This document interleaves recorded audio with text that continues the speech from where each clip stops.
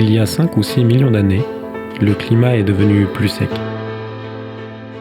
Les glaciers ont alors régressé au profit d'immenses montagnes. Un terrain de jeu idéal pour assurer la prolifération des Neosteopus. Les Neosteopus se sont ensuite incroyablement diversifiés. Bonjour à tous, la météo du 21 mai. Donc sur la France, vous aurez malheureusement une dépression active qui va entraîner de grosses précipitations. N'oubliez pas que... En 40, on a des dégâts, toi. Comme le lagopède, sa tenue évolue en fonction de la météo.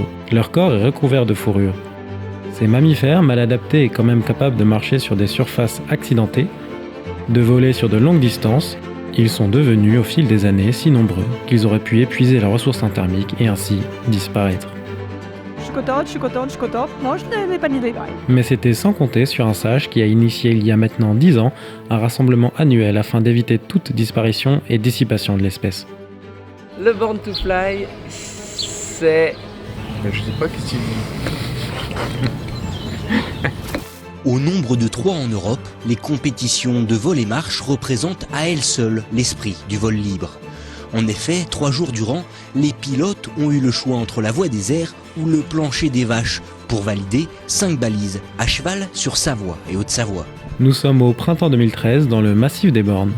Le Neosteopus est toujours un mammifère rustre et surtout mal adapté à son milieu naturel. Nous le retrouvons chaque année à la même période.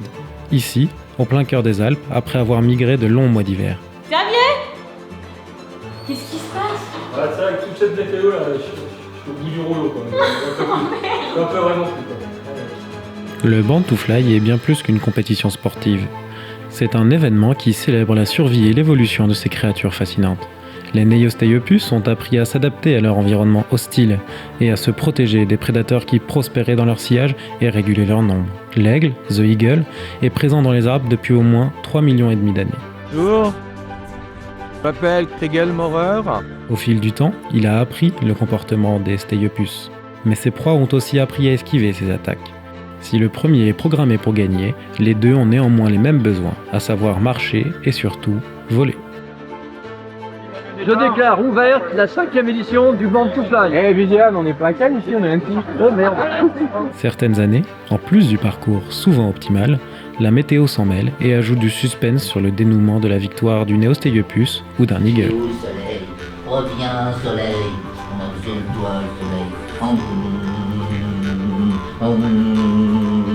le soleil. C'est quoi ce bordel? Bon, on essaie de faire revenir le soleil. Pour la Born to Fly, y a pas de soleil. Le soleil, éteins la lumière. Même si certains chamans ont bien essayé de conjurer le sort, le Born to Fly restera humide. Afin d'éviter tout affrontement, des règles ont été établies. Une sorte de conseil constitutionnel veille au bon déroulement du rassemblement.